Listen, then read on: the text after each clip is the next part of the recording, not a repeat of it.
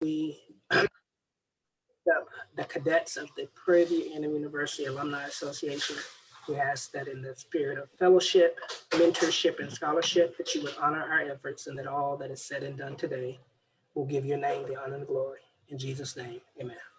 Amen. We want to thank today. We have Mr. Mark Falls and Miss Denise Smith. Denise Smith, who were running for the office of NAA president, and asked us to have a few minutes to talk to the chapter and share their platforms. I'm going to give each one of them 10 minutes to give a presentation, then to answer any questions. Ms. Smith is going to go first. Hey, Rich, I'm sorry. This is Jeff. So we already called the meeting to order and everything else. Sorry, I was having some technical difficulties. So, are we good to go? Yes, sir. Thank you. Please proceed. Thank you. Okay. All right. Let me stop sharing. And Denise, you have the floor. Good morning. How are you, everybody, doing? I would like first to thank Richard Hamilton and the members for allowing me to give this presentation. My name is Denise Smith, and as you know, I'm a candidate for the Office of Presidency for the NAA. I am a 1978 graduate of Prairie View College in Nursing. And after graduating, I worked for St. Joseph Hospital. Then I worked for the city in public health. Continuing my education, I attended the University of Houston, where I got a master's in public health. I was born in Guyana, South America, but now consider myself a full-fledged Texan since I have been living here since 1974. Some people think I'm from Louisiana when I speak, and they even kind of say, no, you sound like you're from Louisiana. So I'm not. A little bit about my personal life, which I did not put in the bio, because we had a certain number of words we had to use. I am married, and in 3 days, we'll be celebrating 47 years of marriage. We have 2 children, 1 son and a daughter, and 2 grandchildren. My daughter lives in McKinney, but she has been working from my home since last year when the pandemic started. My son lives in California. He graduated from the Naval Academy. I was the backseat on the F-18, doing several tours of duty, including Afghanistan. He is currently in the reserves. What qualifies me to be president of the National? During my professional career and also my personal life, I've always been the go-to person to plan events and organize stuff and get stuff done. As a manager in the health department, I was responsible for the overall functioning of the clinic, which I was the manager. This included ensuring patient care and customer service were top-notch. The leadership team included a chief nurse, administrative assistant, and a dentist. It included, my duties including preparing and executing a budget of millions of dollars. I was also the project manager and responsible for leading a team to transfer over 1 million immunization records from the local registry to the state registry. This included working with the private and public sectors. So I have experience working with both private and public on a large scale. During the time my son was at the Naval Academy, every December in Houston, there was a military ball, which was held here in Houston with the 5 branches. I was chairperson of that 1 year, which had over 1,000 attendees. I was also the chairperson of a 3-day festival here in downtown Houston. That year, the festival made the most profit. I've been asked before to run for the office of President of the National, but I first wanted to get an insight of how things work. This opportunity was afforded to me when I was the president of the Nurses Alumni Chapter for 4 years, and after that, the Assistant Secretary of the National Alumni Association. What you cannot see on paper, or what I cannot explain to you, is my commitment to anything that I decide to do. I usually tell my team that I commit 200% to the project. And all I ask of them is to commit 50% of what I'm committing. My platform would be alumni, primarily, first and foremost, alumni involvement. Focus would be on increasing membership in order to have committees and accomplish anything you need to, and in order to accomplish anything, you need to have the human resource. This is very vital. Each chapter brings their own unique strategy. Each person in the chapter and the NAA have their own experience to help the association move forward. I look at the chapters as the neck which support the head being the NAA. There are things, as we all know, which we could do together for the betterment of the association. If elected president, I would look at the low-hanging fruits first, since a term is only for 2 years with an additional 2 years as the presidency.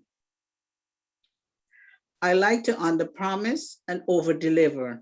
That's one of my philosophies.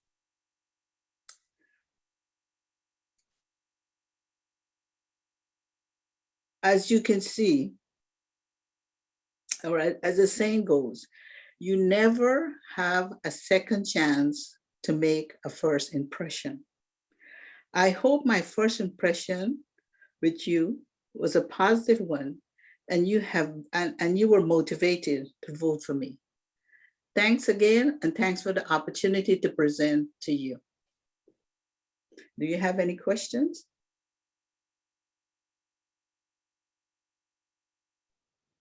Ma'am, this is Jeff Rector. I have one question for you real quick. So what is your vision for NAA right now?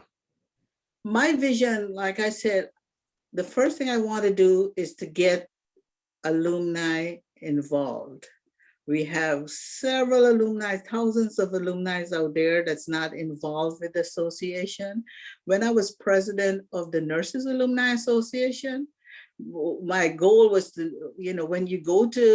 when I go over to the College of Nursing, I see the students, they should be able to say who I am and what I represent, or any of the board members, who they were, what they represented. And I achieved that goal. I go in the elevator, I say, hi, you know who I am? I used to have jokes with them. Yeah, I can't remember your name, but I know you with the Nurses Alumni Chapter. And my primary objective was to get those students involved. And as a result, I did this when they came in first with the grind program and the bridge program down on campus. So I started down there. So when they come to our campus here in Houston, they know who we were. My goal is to get people involved early, so they understand what the NAA is. They know what the NAA is. We can explain to them, the purpose of giving back. Start that early, so we can. It's going to be a long term. I could start it, but it's going to be a long term goal. You're going to see rewards down the line. It's not going to be some. You're going to see short term rewards. But most of it, like the students coming in now, is going to be a long term. But you have to start someplace. Thank you. You're welcome. Any other questions?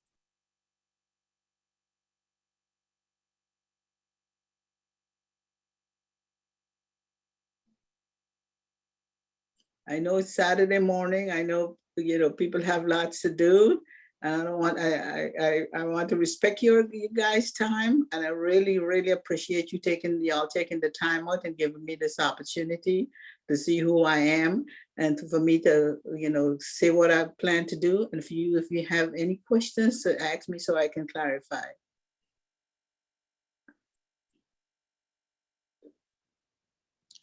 I don't see any further questions, ma'am. Thank you. Yes, ma'am. Thank you very much for your presentation. That was from Mr. Blackshear. Yes, thank you. Okay. Thank you, Denise. And if we don't have any further questions, we'll let Mr. Falls go ahead and go, and I'll have to pull up his PowerPoint real quick.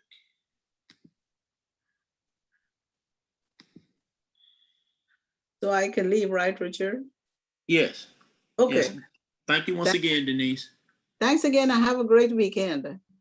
All right.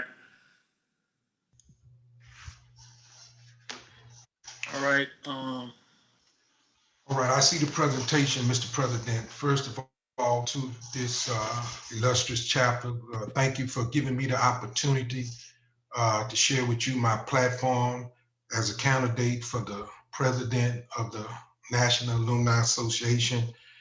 I put together a PowerPoint presentation because I've been going around making sure I'm meeting with as many chapters, clubs, and classes as possible. I know the ballots are already out. Some people have already submitted their ballots. That's not my concern. I definitely want to give you guys insight of who I am all about. And so here's a PowerPoint presentation that I use as discussion points to share with you my platform. And so let's go ahead to the next chart, Mr. President. And so with the pandemic still looming, we're gonna continue to build this organization virtually and through in person. And so we still want to take safety measures, safety precautions as we continue to do great work for the university. For those of you that don't know me, my name is Mark Stephen Falls. I was born in Houston, 3rd Ward. Went to school at Jack Yates, received my degree in '82 in mechanical engineering. In 2004, I received my master's in theology from the Houston Graduate School of Theology. Right now, I'm the senior pastor of Double Portion Baptist Church. This is the church that I organized and founded in 2007. I retired from NASA after 32 years as an engineering manager over the space station program. Been married for 25 years. Matter of fact, June 8th, my wife and I will be celebrating our silver anniversary. God has blessed us with 3 kids. I got twins, Mark and Hannah. Hannah just graduated in this largest class ever in the history of Prairie View a couple of weeks ago. She finished in mechanical engineering. The largest engineering class was the mechanical engineers. She's going to be working at KSC virtually. And my oldest daughter, Alicia, she's making a career out of the Marines. She's in San Diego, California. I have 1 grandchild, Carter Brown, who I love so dearly. And my family and I, we reside in League City. That's right, that's in the Clear Lake area. So if you go to Galveston, you've passed by League City. I'm a member of the Phi Beta Sigma fraternity. And my philosophy is servant leadership. Servant leadership, whether in corporate America, in the church, in the community. I found out that servant leadership works the best. Next chart, please. And so when we come to the next chart, talking about some of my accomplishments as he's pulling it up. Most of you know I am the current chaplain in the NAA. I chair the Working Together Towards Greatness Committee. And this committee right here has given the NAA, I say, the most visibility to the president of the university. Matter of fact, it was her who recommended that we come together. And she paid for us to go to Atlanta to do some benchmarking with Spelman. And so, you know, we later went on to Texas A&M and North Texas State, but it was because of Dr. Ruth that came up with this committee, and the current president, Kim, allowed me to chair it. And so I'm also, Dr. Ruth also appointed my wife and I over the Panthers parent program. That's one thing that I think gives me an advantage, is that I already know the university president, I already know her staff, and I think I can hit the ground running, bridging the gap between the NAA and the university. As you know, I was the former president of the Johnson Space Center alumni chapter. I stepped down this year so I can run for the office of the president. And I was key in bringing Dr. Simmons to JSC, worked with the center director, legal and public affairs to get her there for our Black History Month program. And we had a NASA day down at JSC back in October of 2018 that I spearheaded. We worked it with KSC. It was a great day. We had all the mock-ups for the kids. We had all the some of the astronauts there for the kids to talk to. And so that was a very, very rewarding event. And so Dr. Simmons has even asked, even in my retirement, we have to keep that going. And so you guys know about the convention, but I think some of you may not be aware of this, but the JSC chapter, we raised the most money in the history of the convention. Lynn Morris, our former president, he was the chairperson of the convention, and I won election. And so as a tag team, we raised the most money in the history of the convention. And here's another thing that I take pride in doing. When the foundation was struggling, we held an event out at JSC at the Gear Root Center. I don't know if some of you were there. And it was a collaboration with the Houston chapter, the nursing chapter, and we partnered with the foundation, brought them to JSC, and we had split the bill in 3 ways. But Roy raised so much money on that day because we had alumni coming from everywhere. It was on 102. We had great marketing, great publicity. That Gear Root Center was full of alumni that some haven't been engaged with Prairie View in over 10, 15, 20 years, and they came back to give. And Roy raised so much money, he footed the whole bill when it was all over with. And so we kind of kept that hush hush, you know, but those are some of the accomplishments that I like to share. Of course, I was Alumnus of the Year in 2018.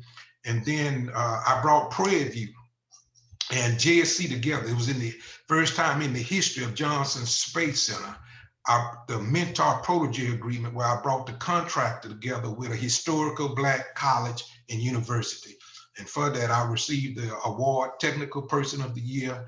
And then I had to go around with NASA and at the University of Hawaii and University of Washington, just telling them how we made this happen. And so, and the last thing, I'm the ambassador for the 1982 class, you know, this 5-year reunion. So I'm leading that effort. So these are some of my accomplishments that I'm most proud of. There are many more, but I'm not going to bore you any longer. Let's go to the next page. And so my platform, y'all, is twofold. It's twofold. This is my platform. It's to establish and to enhance. Listen, we have some pressing operational, mentoring, recruiting, marketing problems in the NAA. Okay. And I want to create a set of principles and goals and strategies designed to eliminate them all. Okay. Enhancement. All right. Enhancement. This is what I believe in about enhancement. I believe that teamwork makes the dream work. In corporate America, in organizations like Phi Beta Sigma and JSC, even in my own church, I do not work in a vacuum. I believe that teamwork makes the dream work. And so I'm gonna use foster a team concept approach to promote advocacy for the NAA. And the next page, page 5, kind of give you an idea on how I plan to do it. This is my vision. We have to engage current students. If you look at the NAA, those of us that are really involved, we 40, 50, 60, 70, 80 years old, and we have not yet closed the gap, all right, with these current students. And so since my daughter just graduated from Prairie View, I have 30 engineering students ready to come aboard and help. I'm gonna form a junior board. They already coming aboard, And my goal is to engage these current students. Another way I plan to engage them, these kids do not know anything about us. And working with the director of Alumni Affairs, these kids don't know anything about us until they senior year or homecoming. That's the only time they hear about the alumni. My goal to engage these students is that every month we're gonna be doing something on a Thursday. Every month, if it's nothing but feed them hot dogs, whatever it is, we have to get engaged with these kids, all right, from their freshman year all the way to their senior year. Then they'll know who we are, okay? For us creating new chapters, most of you don't know it, the university got data. We got a cluster of folks in the Northeast, in the New York area, all right? In Massachusetts, Boston area, got a cluster of folks up there. Going after them for us creating new chapters. You got a cluster of folks right there in Seattle, Washington, that we don't, I'm going after. So I'm looking at demographic data where through the university where alumni are already there and we need to go after them. That's what I plan to do. Resurrect the old chapters, the Denton, North Texas, where Mr. Heath is, they dormant right now. The Chicago chapter is dormant. You know, there's a few other chapters that are dormant. I'm gonna be trying to resurrect those chapters, because once before the JSC chapter was dormant for 2 years and I resurrected it. And so I know about resurrecting chapters. And then I'm gonna make sure we collaborate with the development office. Soon as Dr. Simmons got to Prairie View, this is an office that she created that brings in money to the university. She has a full-time staff, and I work with Carmen, all of them, on how to bring money in. And they've been longing for us to work with them to try to how to bring money into not only the university, into the NAA. And then we want to take advantage of relationships with other alumni groups. Listen, y'all, the Working Together Towards Greatness Committee, we learned so much from Spelman in that benchmarking. Watch this here, that the university paid for, Dr. Simmons paid for me, Kim, and the director of Alumni Affairs to go, okay? The university paid for that.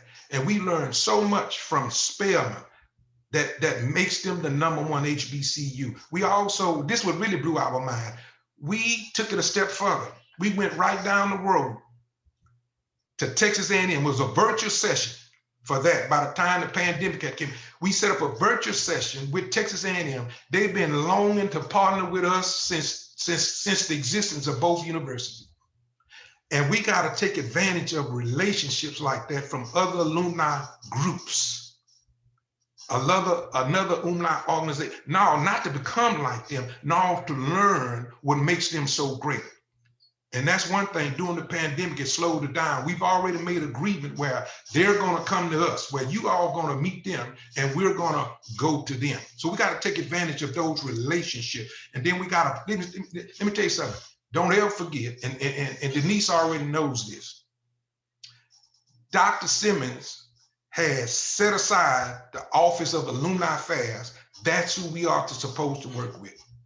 We're not supposed to bypass the Office of Alumni Affairs and go call somebody else and all, because all it's going to do is come back to the Office of Alumni Affairs.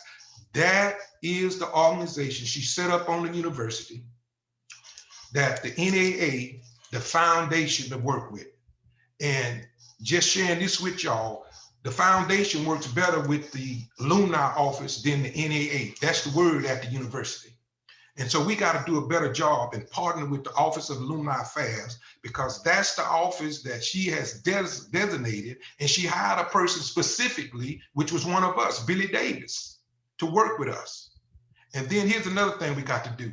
We always getting proposals from the university to work on panels and committees.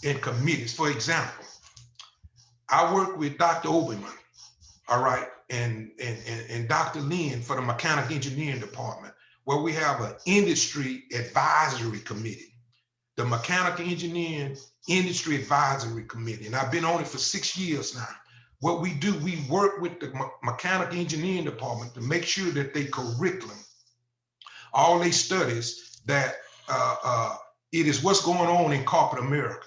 and they are asking inputs from alumni to come get involved on these panels, come and get involved on these committees. And now we don't have to wait till a quarter to hear back from the Office of Alumni Affairs what's going on in the university. Because if we get engaged in these panels and committees, we're gonna be our own hours. We're gonna be our own ears, okay? And then we got a team. I'm already, you know, if I'm elected president, Roy, even though he's emeritus, and John, because John finished from Yates like I am, he already know that we gonna sit down and we're gonna try to come together how we all can work more efficiently. Because it seems like the foundation, it seems like the NAA is asking from the same pot, if you know what I mean. And so we're gonna come together and see how we can work more efficient, okay?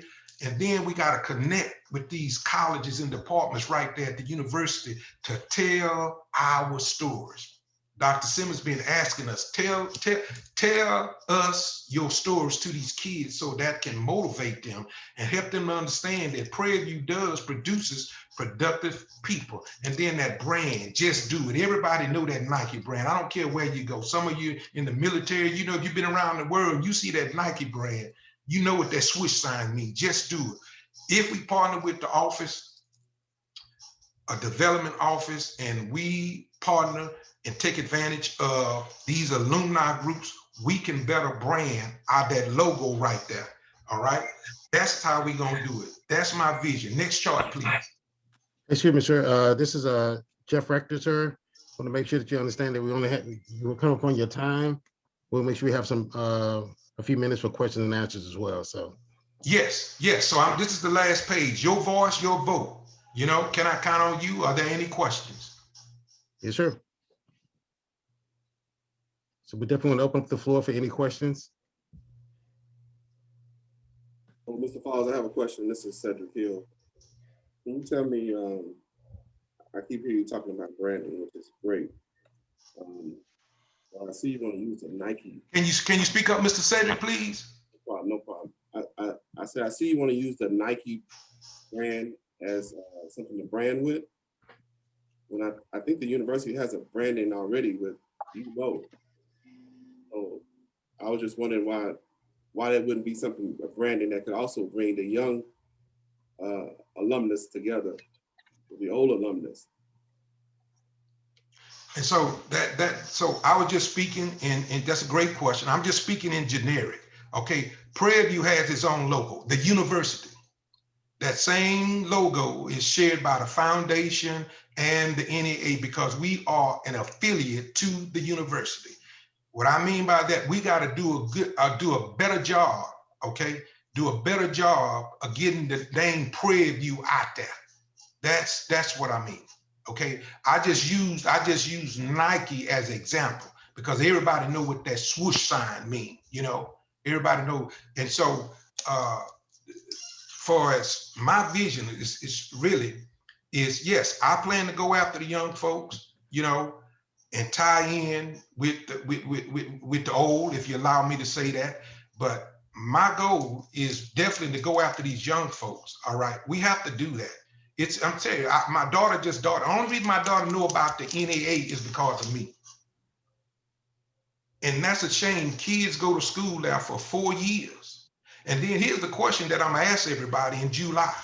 We just had the largest graduating class in the history of Prairie View, 1,021.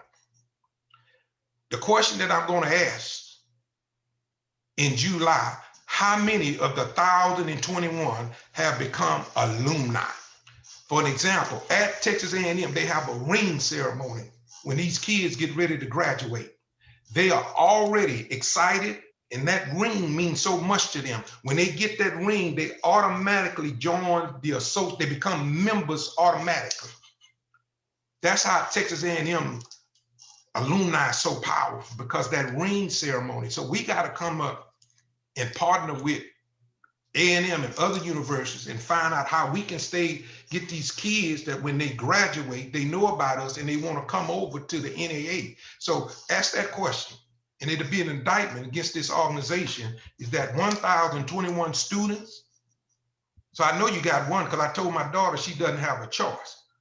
But Out of 1,021 students, how many are members of the NAA? Out of this class of 1,021.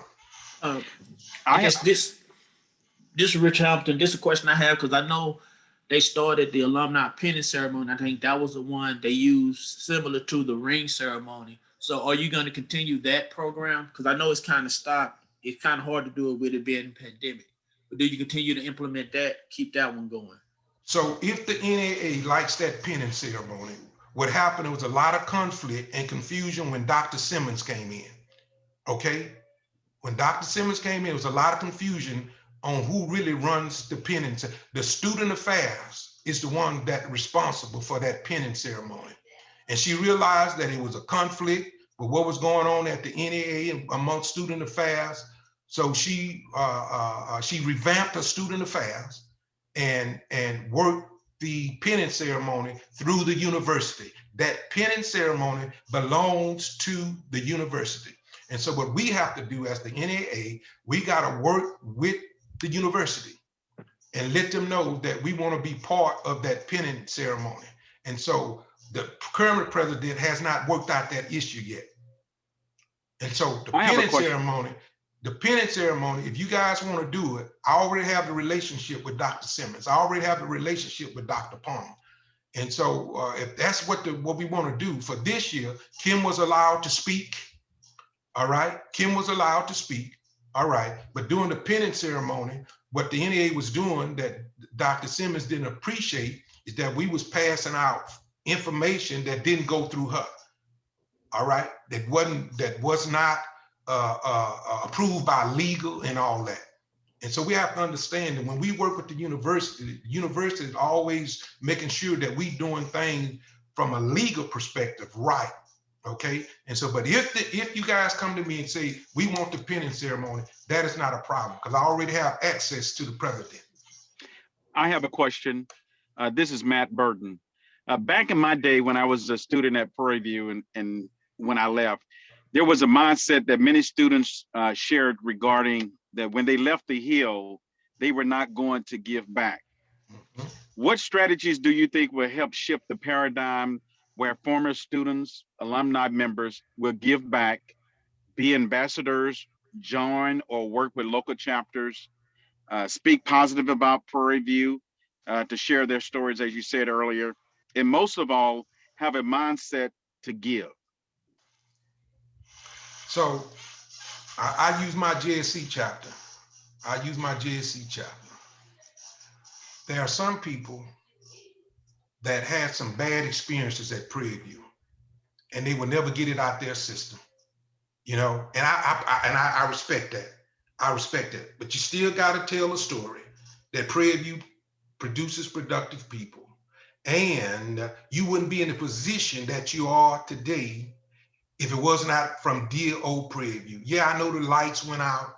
I know you had problems. I know your money got stolen, whatever excuse that bad experience. I accept that. I accept that. But here's one thing I always tell people: nothing is not your best. And so what you got to do, what you got to do, you got to continue to reach out to those that have those bad experiences. And what we have to do as the NAA, when people join the NAA, we got to make sure what we charging is that they really getting a bang for their buck. Okay, so what does that mean? So again, when A&M joins, okay, they got their ring. That alumni is so strong. They got their class ring. Okay, they got their class ring. And so that's why I'm trying to go after the young people. And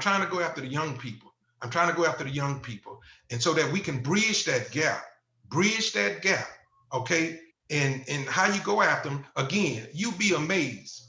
You'd be amazed if this NA organization, let's say for Thursday, every Thursday, we're gonna do something. If it's nothing but donuts, if it's nothing but hot dogs, or whatever. And then we use that time to tell them our stories. We use that time to encourage them, to motivate them. You know, that is gonna mean a lot. That's gonna mean a lot. And you gotta start off there. I mean, just listen to Porter at Texas A&M. I mean, he's saying that's how they started off, but eventually that thing grew on them. And so those that have their bad experience with Prairie View, my message is to them, yeah, I agree with you, but nothing is still not your best, okay? And then for these young people, they don't even much know about us. So how can we get them to join us? Well, you know, the bang for the buck. What we have to do? That's what I'm talking about. We got to do a better job in branding that name from an NAA perspective, I have a question. Yes, ma'am, I'm listening. So my name is Sharon Anderson, and I have been working for quite a number of years with Mr. Pierce. I believe, I don't remember exactly what his title is at Prairie View. Sorry, I'm just kind of like having a brain fart. But, you know, based on some of the things that you just mentioned in terms of connecting current students with alumni, I know that that's something that Mr. Pierce does on a regular basis. As a matter of fact, day before Friday, he connected alumni with incoming freshmen, and we had a kind of like a question and answer session. And I know that he does do this on a regular basis. Before the pandemic, I know it was basically doing it on a monthly basis, but it is an opportunity for alumni to kind of share their story, their experiences when they were students on Prairie View, and to give wisdom and knowledge to incoming freshmen or just students there. So I guess my question, just based on some of the things that you just shared, how can you partner with him to maybe enhance some of the things that he's already doing, to maybe even expand what he's already doing? Because like I said, my involvement with him, I know that that's something that he does on a regular basis. And I know, having been overseas, there was plenty of opportunities where when we would have community college days where we would focus a lot on HBCUs, I could always reach out to him and he would send me boxes and boxes of stuff in an effort to try to recruit students to Prairie View. So I think he has something to do with recruiting and all that other stuff. So again, I apologize that I'm having a brain fart and not able to. Yeah, you're talking about Mark. Yeah, she's talking about Mark Pearson.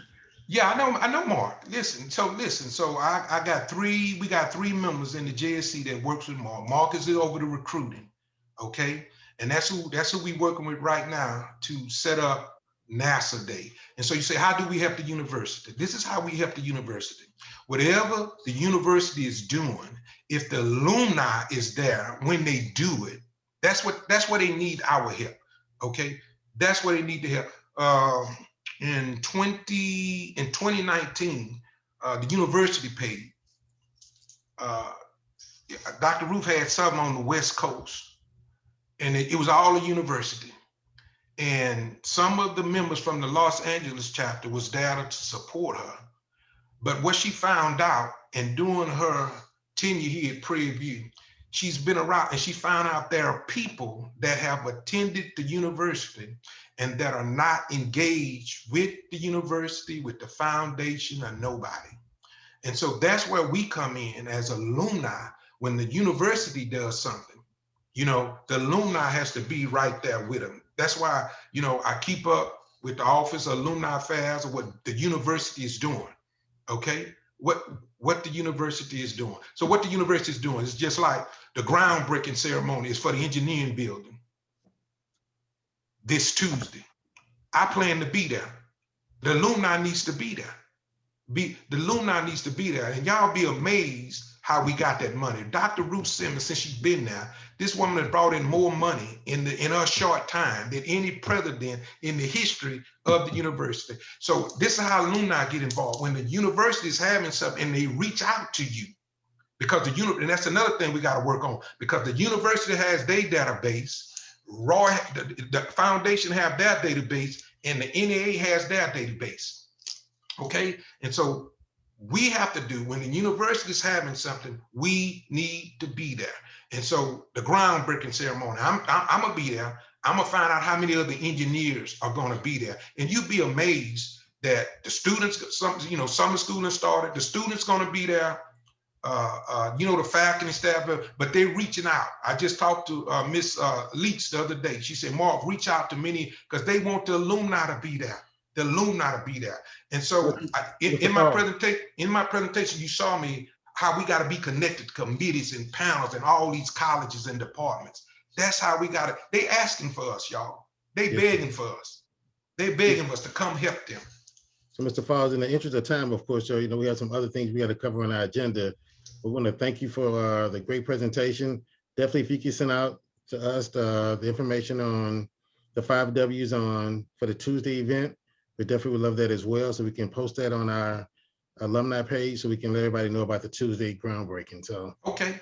definitely any other questions, or we definitely, I know Richard, the president, probably have to get back to the agenda. So I want to thank you, sir, because very informational. Thank you for great presentation. And definitely, hey, President, anything else you'd like to ask or? Well, no, that's it. We just thank you for coming out, and we appreciate you taking the time out your day to come speak to us. All right, thank y'all. Y'all keep doing what you're doing, ROTC chapter. Thank you. Thank you, sir. Have a great day. Cool.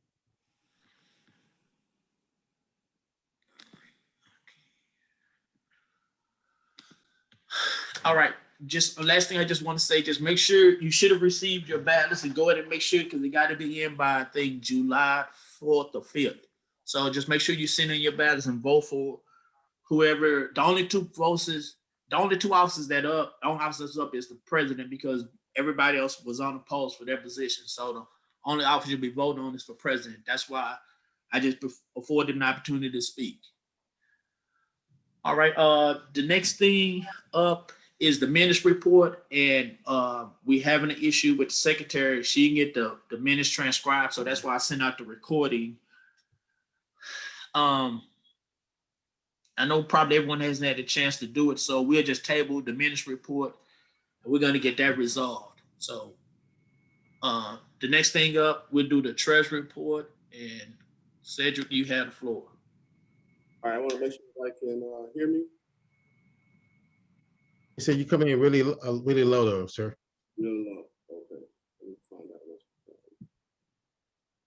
let me turn my volume up some more. What about now? A little better. Yes, sir. All right, thank you very much. All right, so this is the treasury report as of June 5th, 2021. Current balance is 802.16. We only had one deposit, and that was 6/3 of this year. And that was Paul Matthews, paid $33.68 for membership. If you look down below, we have started putting the PayPal's links on there. And some of you might not know that your anniversary date of when you paid is when your next dues are due by NAA. Any questions on this slide? No questions. All right, so the next slide is just showing the membership roster of who's all on the roster. I'll say this again, as I always say every month. If you see the asterisks by the person's name at the end, that means they are a life member. If you see the plus sign, that means they are an affiliate member. Any questions about this slide?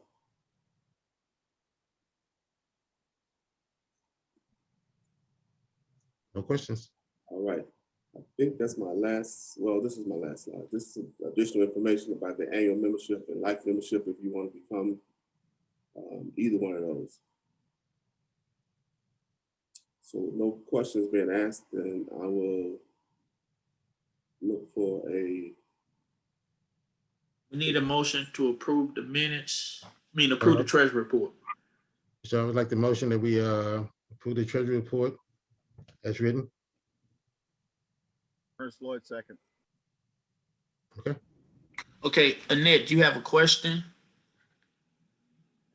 I was approving the minutes. Okay, all right. All right, it's been moved and properly seconded that the treasury report be accepted as read. All in favor say aye. Aye. Aye. Any opposed?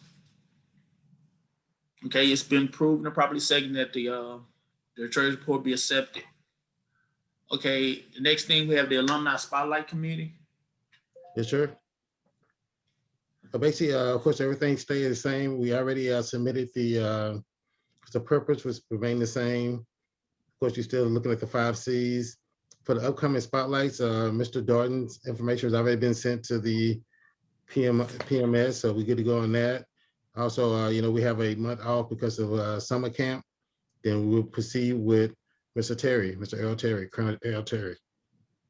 Any of questions? That's all I have.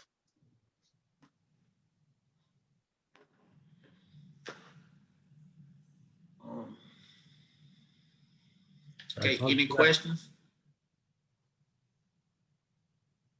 I don't see any hands. So would somebody like the motion that the Spotlight Committee?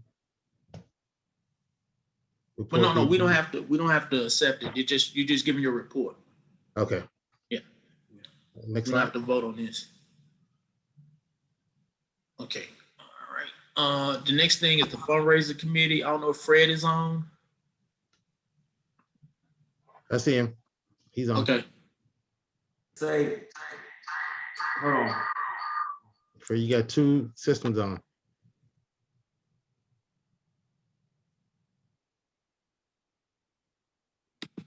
Better? No, sir. Hold on. It still got me. Hold on.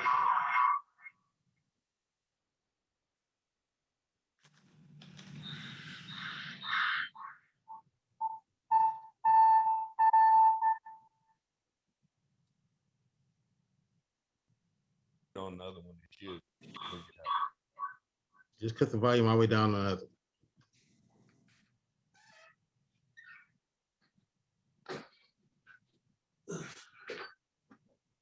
Can you hear me?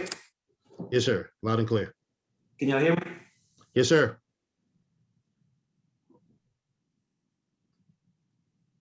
We hear you. Okay, good. Hey, sorry about that. I was on 2 devices because Jeff was texting me like I wasn't on, so I got on another one just so I'm on there. Good afternoon. Good afternoon. This is the chart that I put together. We had a discussion. We had some email discussions and then a meeting on May 5th. And just for clarification, the information or the numbers that you're going to see are recommendations, not final numbers. We wanted to make some recommendations to the body and to the board for how to allocate funds and resources as they're coming in, and then put together some ideas for the different types of ways that we can raise money based on some of the things that committee members have seen, sent in, and are aware of. So just real quickly, the purpose of the committee is to promote fundraising and networking opportunities to generate funds to support the chapter's operation and objectives in line with the organizational goals. Those goals that were established in the creation of the chapter are fellowship, mentorship, and scholarship. And so everything that we're going to do or should be doing is in some way in support of that. In the 30, 60, 90, for the 30-day piece, I'm going to try to send in these specific distribution recommendations of to allocate the funds to the board for review and consideration. And again, for clarity and for transparency, there was some debate whether or not we have the funds divided 25% equally into each category as funds come in. What shows here is a little different, and I did that based on looking back at previous financial reports or treasury reports, where it looks like we often have a need and when we're spending our money. So annually we end up with we need to send in funds to the national chapter for certification and for these other things. And so that right now for us as a chapter should be a priority to address so that it's not a last minute issue that we're trying to touch every year or come up with the money for. Then we have created this scholarship with the university. And so, a significant portion of our efforts now need to be in support of that mentorship and then fellowship are the other two. And so I wanted to make sure that some number is falling in those categories so that as an organization, we can support those two initiatives with resources and allow those groups to do planning each year as we establish what our revenues will be. In the 60, we're gonna reconvene as a committee. As I said, we met on May 5th. We're gonna reconvene in our next meeting and try to lock in on what that first fundraiser will be. And then within the 90 days, try to schedule out a series of fundraisers. You'll see in the next category of the current open issues that we're proposing the concept of a slate of annual fundraisers. Instead of coming up with necessarily something new every time, that we establish something that at this time of year, every year, ROTC alumni is doing this, so that people begin to expect where we're going to be, what we're doing, and can plan and allocate the resources appropriately to our program. Those recommended, not finalized concepts include the coin concept that we talked about in the previous meeting. We're still waiting on some additional information from that. A homecoming mixer where people have the opportunity to give on site, register to join the chapter, and all the different fundraisers that we actually are engaged in are also available for alumni to participate in at that time.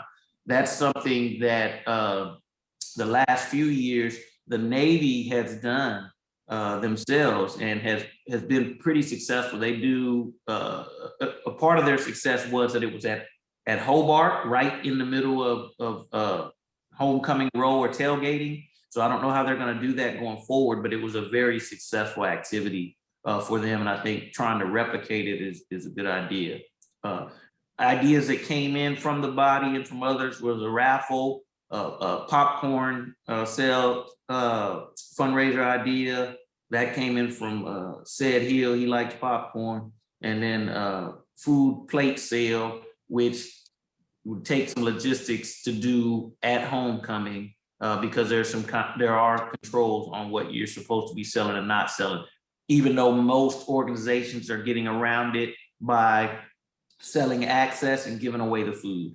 But that's something we would have to work out together.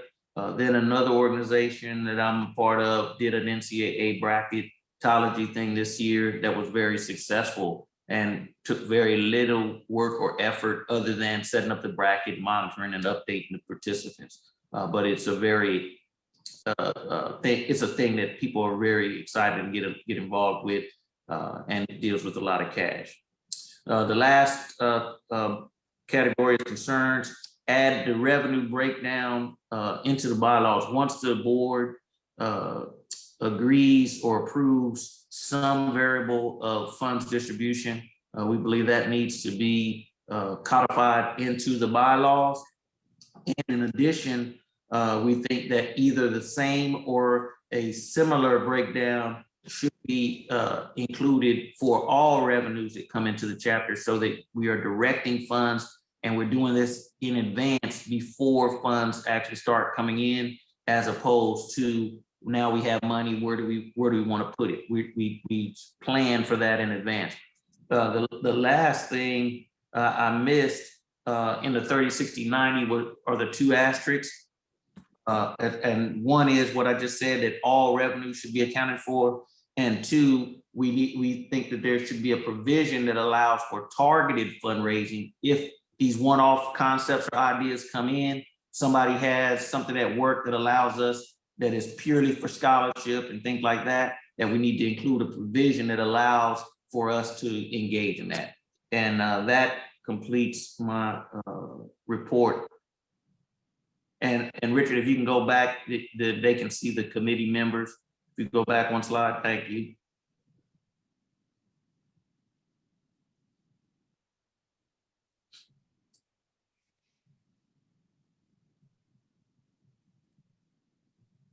Okay. Thank you, Fred, for the presentation. And we are gonna discuss the allocation, because like I say, because when we talk about, it's gonna be some pressure gonna come up when we start talking about the annual fee increase. But anyone have any questions of Fred in his community? Hey, Fred, I just need to confirm that link that you have for the PayPal and that Cash App, that is for the scholarship. I didn't put that on there, James. No, that's the link for people to pay their dues. It was that's one thing we talked about the board meeting on Thursday. They always had that PayPal and Cash App link up there. And the PayPal link is for your dues. The Cash App can be for dues as well as other things too, if you want to make a donation. Wait a minute. So this needs to be on the treasurer side. It's on every Right. slide. It's gonna pop up on every slide. Fred, what's the link for the one where we contribute to the scholarship, where we're working with the university? I'll get that. I didn't provide that, James. That's the scholarship committee. Yeah. Okay. That link will Okay. be shown in a few slides. Okay, got it. Okay. I'm tracking. Any other questions?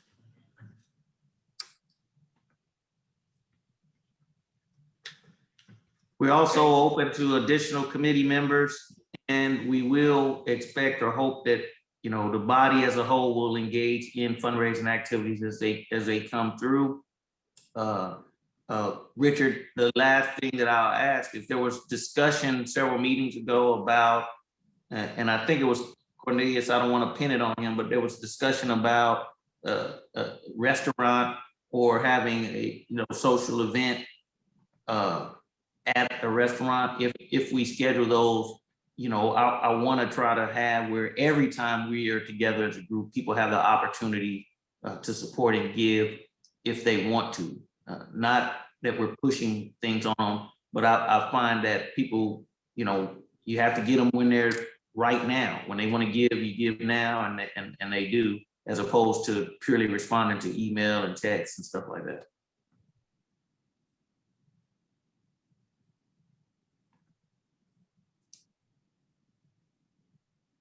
Okay. All right. We'll go to the next one. The next one up is the scholarship committee. And you see the committee members on the slide. Okay. This is our quad chart, and nothing has really changed. We just need to get together as a committee so we can come up with the I guess we need, and we'll work with the fundraising committee about like a target event for the scholarship. Right now, the current donor list, we're at 2,280 with the list of members. And I know Mr. Rayford Shaw is getting money coming in, and his check was sent from he sent money from a mutual fund. It just didn't get processed in time. So we should be, next month, we should be close to $5,000. And I think we're moving at a good pace, but we still need to see more people giving. It was a challenge put out by Matthew Burton about everybody give $1,000 per year. If I'm right, Matthew, what was your challenge? Did I say that? Yes, that's what I said. Yes, you said that. That's why I donated 1,000, because I heard it and I was on the committee. And I said, okay, this is what they're going to do. So let me step up. Well, And now that's I'm good. looking at that total. I'm looking at that total, and it's like, where's everybody else's $1,000? Well, mine will be paid out in several installments. So I'm working on mine. I just can't drop it all at one time. This is Ernest Lloyd. I think somebody did some back of the envelope calculations. Like if you put in 80 a month, you should be able to hit that goal. So I know that a lot of people now they're just chunking it. They're putting it out in $80 chunks. Here's a question I have, Rich. I don't know if you can hear me or not. Yeah. So you said there's a challenge that was made by this committee. I never heard that challenge. Yeah, I've never heard. This is the first I'm hearing it too. That's what the problem was. Nobody ever heard this challenge. That's why this figure looks like this. I heard it. You heard it because you're on the. It was actually in the minutes too. Hey, Richard, there's Ernest again. To clear up everything else, the challenge was put out, and I think the person who put out the challenge already admitted that he did it. That If everybody gives 1,000, we should be able to reach the goal of the amount of money we need in order to go to the next step of getting this done. So Yeah. if everyone can give $1,000, however you are able to do so, i.e., if you can give it in $1,000 chunks, that is fine. If you can portion it out to a particular amount of money, that is fine. If you cannot make the $1,000 goal, that does not prohibit you into putting in something. $50, $25. I hate to sound like the guy during the collection portion of church, but any amount would be appreciated in order to give towards this worthy goal. The end. Yeah. Yeah, and that was based on the current membership at the time. Yeah. Yeah. But we still have the same members that we've always had. We've Okay, actually so increased Well, since he made that. we heard a couple of people. Okay. And so with that being said, here's the link right here. And it will be sent out every month. I think it's posted on Facebook and it will be on the website. If you don't want to give by the link, you can do it by check, and that's what this information is here. You can mail it in. Like say, if you come get money from your job, if they have a matching thing from your job, I think that has to go through the Prairie View Foundation. But you can still send it in this way to where you can give money. Either any way that you want to give it. Like say, if you don't like the electronic giving, which some of my older members don't, you can mail it in. okay, got it. Hey, I'm a little deadline oriented. Hey, what was the last month that we were doing this drive? What was the last month? We have 5 years, and it was started since we started in March 2021. We have till March 2026 to raise the 25,000. But our goal was to do it in 1 year, right? Right. Yeah. So it's March 22. Yes. Correct. We're going to try to do it in 1 year. We started it in March. The March of the next year is going to be our goal for that. Got it. And so yeah, we'll draft up a blurb so we can put the challenge out there. We'll include in the next email blast. So you're right. It was just a verbal challenge. We'll make sure we put it out in an email saying what the challenge is. Okay. So team, this is a tax deductible as well, isn't it? Right. And that's one of the things, since the university is handling all that, anytime you make a donation, if you do it one time or you do it recurring, they're going to send you to send you the letter information right there, and they'll do it at the end of the year for tax purposes. So yes, it is tax deductible. Okay. So count me in. I'll make it happen. Richard, can I ask you? We moved on. Okay. Go ahead. What's your question? Can you go back to the slide? Now you were one more where you had the quad or whatever. So the normally the donations report from the university lags by 30 days. Right. So this $2,200 number is as of when? Last Thursday. She sends me the report the last Thursday of each month. Okay. And so I put the as of date. Right. Add that, but I wanted to point that out to the committee, and I think Annette concerns it so that we understand that this number doesn't necessarily represent all of the gifts that come in, because there's a delay in the reporting from the university. So I think an as of date helps us with that. The other thing that was a discussion point for this committee was establishing when we wanted to try to issue the first scholarship and that amount. Has there been further discussion on that? As far as I understand, we can't set the amount of the scholarship. From my conversation with Mrs. Williams, I revisit again. I go back and check the emails where I've asked that question.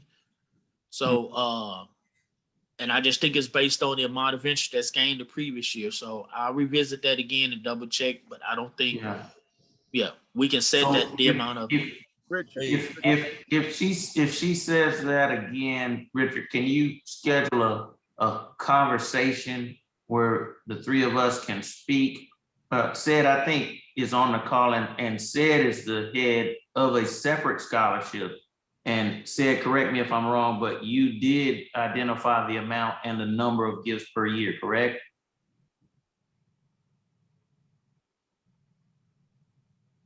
Yes. So Richard, again, if we don't establish that, normally did we do a scholarship form?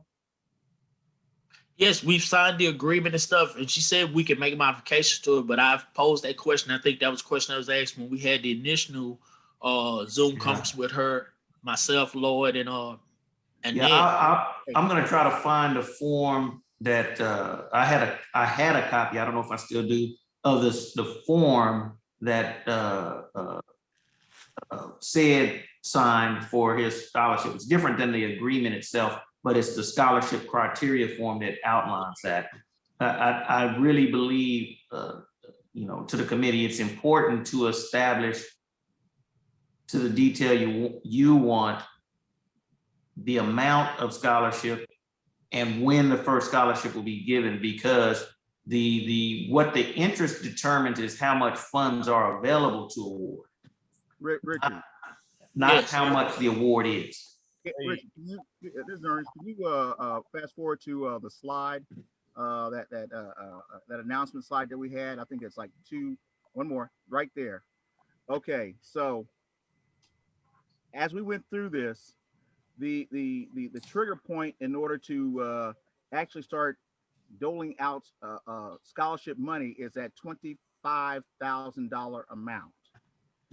So until we reach that $25,000 amount, no amount of money is going to be allocated from that. That is why the goal that was set is a good one, so that we would reach that. Yeah. Once we reach that $25,000 amount, it then takes an additional year before we can allocate the first scholarship fund, and that is just totally based upon that 25,000 now sitting in. And if I get my financial terms wrong, please forgive me, in escrow, it's sitting in now in an investment pot, and we give the money that is given is based off the interest accrued off of that 25,000. So as of right this moment, we do not have a date of when we're going to start allocating funds, because we have not met the point. Interest threshold, yeah.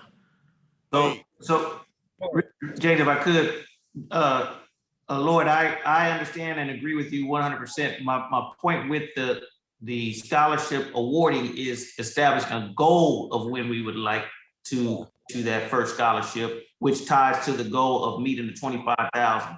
The other clarification is the 25,000 is the threshold for it to become an endowed scholarship. Right.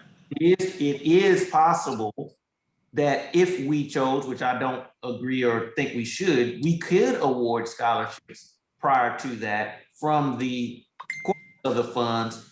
We should not do that. Our goal is an endowment. But if we don't specify all of those things, those are things that I have seen happen when there is a scholarship need on campus, and the restrictions in the application don't prevent it. That's all I'm saying, is that scholarship funds for us, we want it to be an endowment, and that 25,000, for clarification, when we hit that should become 50,000, right, Richard? Right, yes. Because it's matched by the university. The 25,000 is the threshold for the match that funds that came from the OCR, Office of Civil Rights Program. That's where I just want to clarify that's where the $25,000 threshold goal comes from, the match, not purely just to issue scholarships.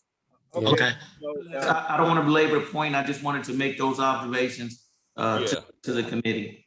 Yeah. Hey, Fred, let me add a little something to that, because based on all the discussions we've had before, everybody's on point with what they're saying. But her intent right now, based on the conversations that you guys stated you had with her before, is she is planning on executing that right after that first year after that 25,000 is reached. What Fred is saying, and what we had some discussion on before, if we want that scholarship amount to be higher, Mhm. then that's the discussion that we kind of brushed over. So if That's there's correct, Jane. Because if we, with 1 year of interest on $50,000, we're gonna probably have a couple $100. Right. Okay. Right. All right, and I'm not trying to cut it off, but we already over our hour limit, so I just want to make sure that we don't. And I get what you're saying. They're important conversations. And I know we've had this conversation several times, and we are posing those questions to her. It just, and so we can, if Fred wants to have, if we want to sit and have another conversation where we can get further clarification, because I understand Fred has a little bit more knowledge than we do. right. So But what we So guys, let's take the action to work this offline and set up the subsequent meeting with the POC that was mentioned earlier. Over. Right. And that discussion is, do we want that to be set at a threshold? Well, but see, this is the thing about it. If we're just trying to reach the 25, which makes the endowment scholarship, we can still keep giving to it. We want to still continually always give to it, because as we grow it more, the $55,000 just to make an endowment to where now it's set in stone is going to always be there. But we need to continue to give to it and maybe have fundraisers to where we're constantly pouring into it. So the bigger it gets, the more we can give from it. Richard, as you, going back to my presentation, the fundraising committee's recommendation is a portion of all revenues would go to this. So Right. that would, if that or some format is approved, we would annually not be or continually be giving gifts to the scholarship. Okay. Annette, you got a question? Keep in mind too, whenever we reach that goal of 25,000, the university is going to match it. Mhm. So yeah, keep that in mind. So And that's the 50,000. Every dollar after 50,000 is matched. Yeah. Oh. Okay. Someone else has a question. Who else has a question?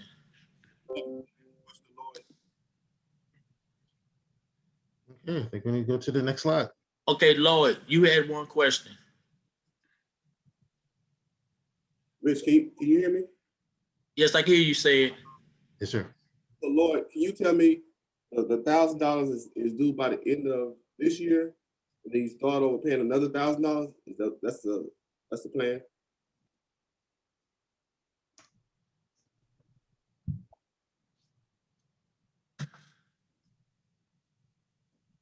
Said, I don't think the challenge was $1,000 a year. I think it was $8,000 in the first year.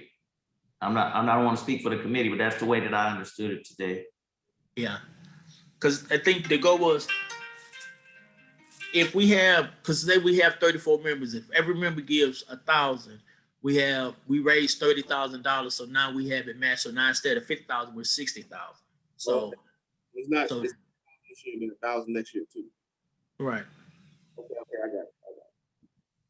Okay. Hey, I'm gonna make the suggestion that Rec made earlier. Hot mic. Go ahead and table it, and the committee can get together.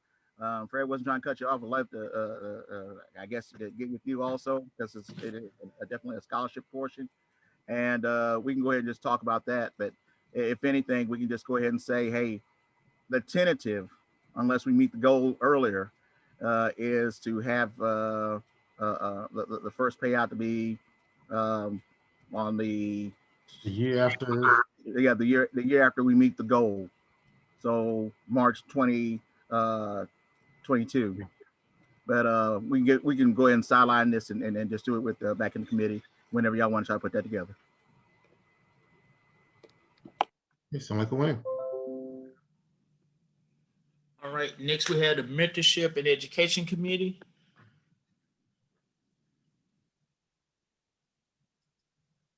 And good afternoon, everyone. This is Matt Burton. As you see the committee members there, we'll talk about that later. one of the things we want to do is increase the committee members. So we will be soliciting members to come out and join our committee. Okay, on this one here, you see the purpose of the Mentorship and Education Committee. And this is all about increasing the professional development of individuals as well as educational to maximize each individual's potential. Some of the timeline to your right there, I just want to highlight over the next 2 months, we will publicize the mentorship program. We will ask for people to enroll as mentees and mentors. So you will hopefully here in the next couple of weeks, you will get some information about becoming a mentor, or if you would like to be a mentee, feel free to join, we'll sign up for that. In August, we'll have our basically a understanding what the mentorship program is all about and how the roles and responsibilities for both the mentor and the mentee. So we'll have that mentoring 101 educational session. And then in September, we're looking at kicking off the mentor-mentee the program, and we're going to do that with a ceremony to kind of to formalize it, as well as to hold people accountable. I think this is a good way for us to do that. And at the end of that ceremony, individuals, the mentees, after they're matched, they're assigned the agreement. And then I won't go into details about what's going on in the future, but you see there, we'll have some additional training opportunities in the future. And one of the things we're going to do is make an assessment. We'll have one in March to make sure that if any adjustment needs to happen, we'll do so at that time. So basically, that's an asthma check. That if mentors, mentees need to be adjusted, we'll do that. And then to see if the program is working, we will have an assessment in the July time period. And then, of course, after a year, we'll look at a recognition program. And then we'll start it all over again. So that's generally the a general timeline of our schedule for the next 36 to 90 plus. Some of the current issues, one of the things, there's some adjustment to the committee. We're looking at clarifying the roles and the committee being a mentorship and educational program. So we'll continue to work that one, and we'll have to go back to the board and do all what we need to do to ensure that we can have both the mentorship and education program together. And this is to, the educational pieces to basically increase individuals' knowledge on certain matters, everything from financial to educational, whatever the case may be. And then the mentorship is working where a mentee and mentor are working together to help those mentees maximize their potential. And for this, and not only for individuals in the military, this is also for individuals within their civilian occupation and capacity. We'll look at how we want to, based on the feedback we get when people enroll, if we want to do this based on individuals, or if we want to do a group mentorship, or if we want to do some hybrid where some people have a one-on-one mentor, mentee, and or have a group as well. And some of the concerns, increasing the committee members, we definitely want to do that. And in making some adjustment to the timeline, we're not sure if this works for everybody, if more time is needed. But I think for mentorship mentee program as a trial basis, I think the timeline is doable and something that is not being rushed. And subject to your questions, I will be followed by Richard. And before that, I will say, yes, I did challenge everyone to give $1,000. Luckily, before this meeting yesterday, I gave my $1,000, so that should reflect on the next reporting period. And so I'm about to up it again and say, hey, my goal is to give $1,000 for the next 5 years. I'm not going to put that challenge out there, but I'm just letting you know that's my goal. Individual challenge, if you will. If you want to follow, feel free to do so. That's me being a mentor. All right, Richard, any questions? No, and I appreciate that, and I just wish I think that mentorship program you're trying to do, I think would be great if we could find a way to implement it in person too. It's sort of like, and back to what Mr. Foss was saying, if we could sort of get it done before they get commissioned, I think that might be see if we could work it out and get something in place to where, like say they know us before they get commissioned. So it'd be like an easy Right. transition. Yes. Yeah. So, And subject to your question, that's all I have. yeah. Yeah, and I think the only thing, like Matthew and I talked about, instead of we had put on there, we were going to have a mentor session in July, but they want to move it to August, and so that'll be the only thing that we will make that adjustment. I appreciate all the work that Matthew and Vera are doing. I think it's growing. It's going good. See something in the chat. Okay, yeah, that's Lord. He said, "Lead the way, Matthew." So, are there any questions from anyone else for Matthew? No, just this is, can you hear me? Hey, Matthew, when, we're building from the from the fundraising piece, if you identify things where you think if you had resources available that could help you, if you could share those so that as we're building, that's I think for the fundraising committee right now, we don't have targets. We're just gonna try to raise money. So as your committee, if you identify, hey, if we had this amount of money, we could add this, if you could share those things, and that same point for other committees as well.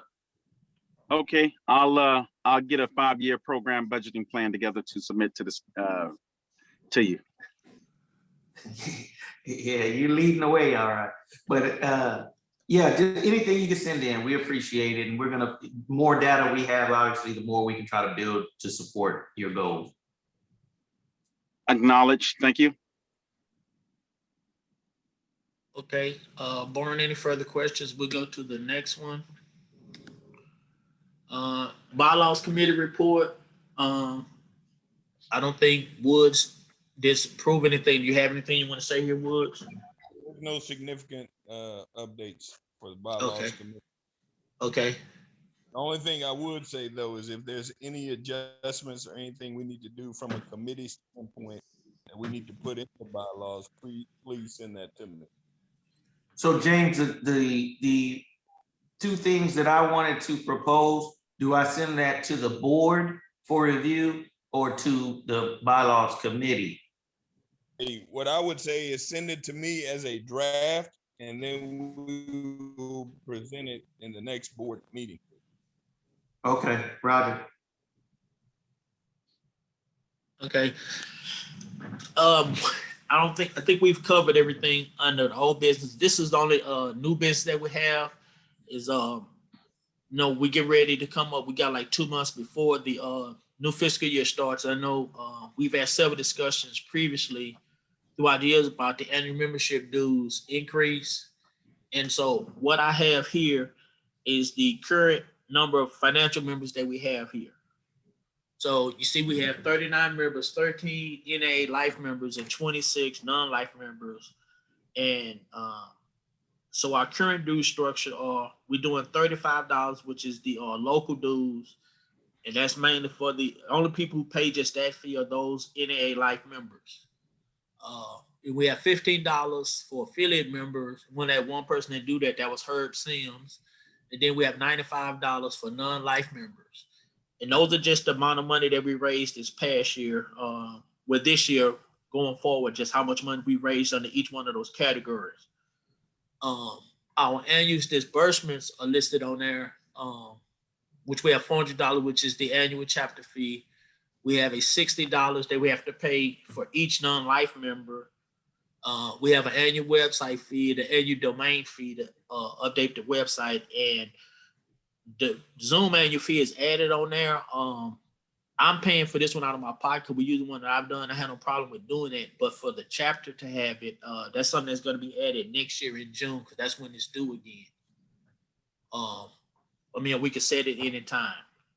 And so if you see here, we basically have a balance left of like $700. If you calculate the difference, give or take. I didn't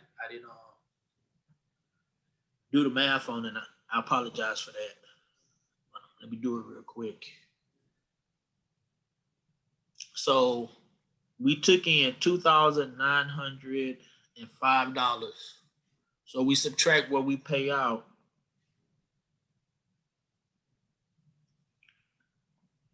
That gives us, we basically gonna have $621.38 left in the bank.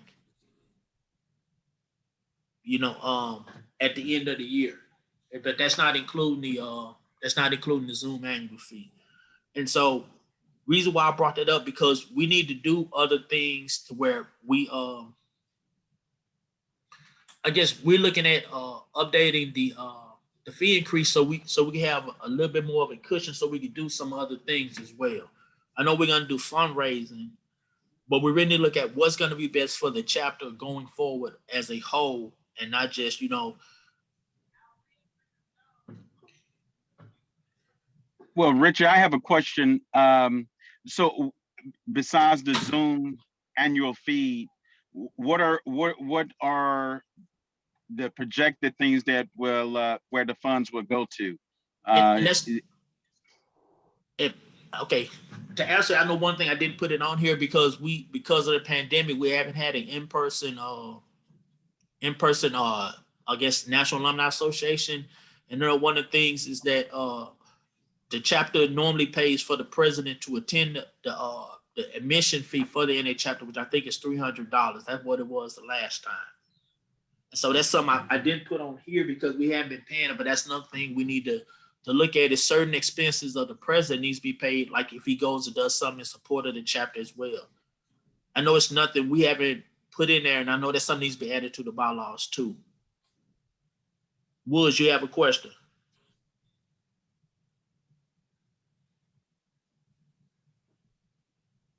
Hey, James, yeah, Mr. Woods, your hand is up. I'm sorry. Hey, Yes, sir. so if our goal now is to take the budget as it is and look at the things that we need to pay right now, we're back in the situation we were before where we're going to fall below our 500 threshold.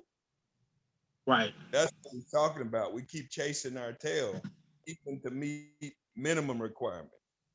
So when we talk about an increase, it's got to be significant enough where we know we're keeping it above that threshold, and then we have some flexibility to do other things. So we're not talking about $15, $20 here, Rich. So you're saying increasing more than $30? I'm telling you, you have to, just to meet minimum requirements and have some flexibility. You know, we had cookies and chips now on the flexibility side, even at that. When you're talking about the minimum 500, I'm assuming you're talking about as far as the bank account, and I got that. But I think if you're going to increase the dollar amount, I need to know besides that, because that is not a reason why to increase it. I understand we're trying to not to pay that, but what are some of the things out there in the proposed budget that we're looking at having to pay for, and to justify an increase? I don't see between the fundraiser, between what is there now, I think we will have and maintain that $500 going into the future. But if you're going to increase membership costs, let me know why we're increasing the costs and what those dollars are going to be used for. Concur. But see, that's one of the things, because we are talking about allocating money for each one of our arms, mentorship, scholarship, and fellowship. That's going to suck up that surplus too.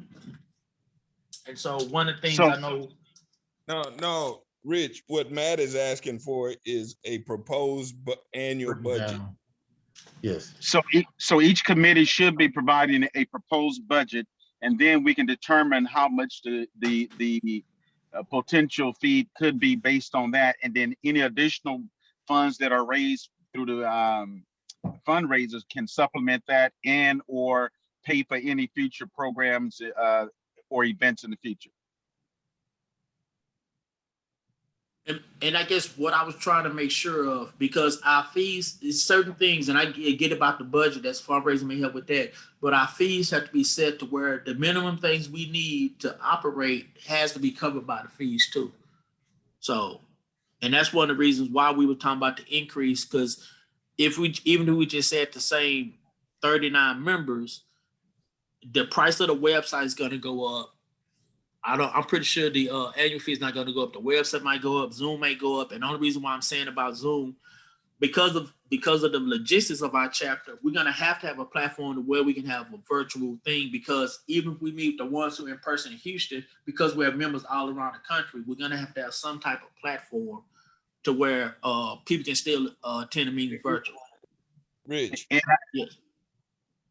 let me talk to you about this offline, and then we can come back with. Okay. I think everybody's satisfied with what we're talking about.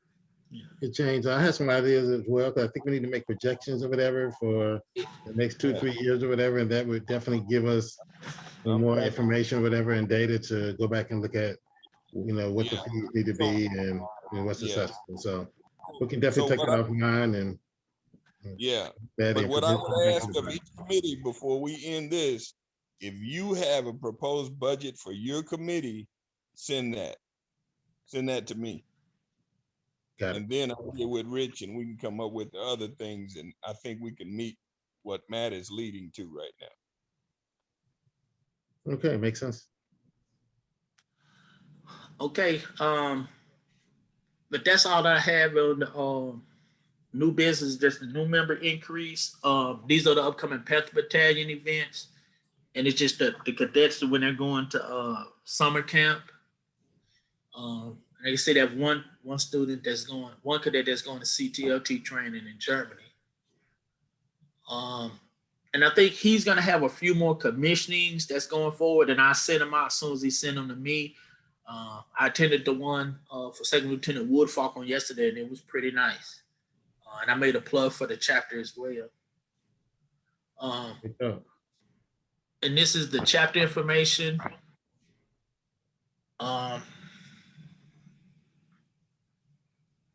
And so any alibis?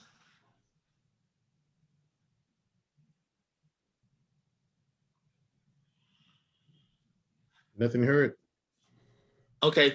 And in close, I know we're doing the NA elections, but next year, remember, next year is the last year for the current board members. So we need people to start thinking about if they're going to step up and hold a position. Because I think it's even in the bylaws. This is into my second term as president. So someone else will have to step up and become a president. And just so start thinking about that, about what you want to do. And we will have a planning meeting. I'm going to put that on there in August where we can sit down and talk about the calendar for next year too. So we have solidified a date. So any committees, any dates you want to do it, so we can have the event. So it is going to be a planning meeting set up, and I will get that information out to you. You see, the next board meeting is on July 7th, and then the next journal meeting is on July 9th. And like I said, Matthew, they're going to have the next mentorship meeting in August. Barring any of that, Rector, you can go ahead and close the meeting. I'm going to like to make a propose that the meeting be closed effective 13:35 p.m. on 5 June 2021. Matt Burton seconded.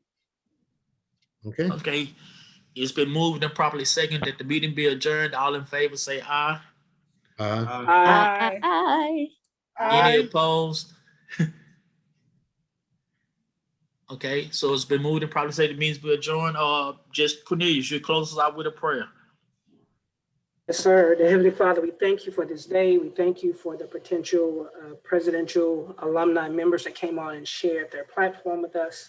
We ask, Lord God, that you would continue to bless our efforts. Remember, Lord, this is about the cadets and those that are serving. We ask you to remember us in our 3 tenets of fellowship, mentorship, and scholarship, and that all that is said and done moving forward will be done in your name. Amen. Amen. Amen. Amen. Okay, so I'm stopping the share and I'm stopping the recording.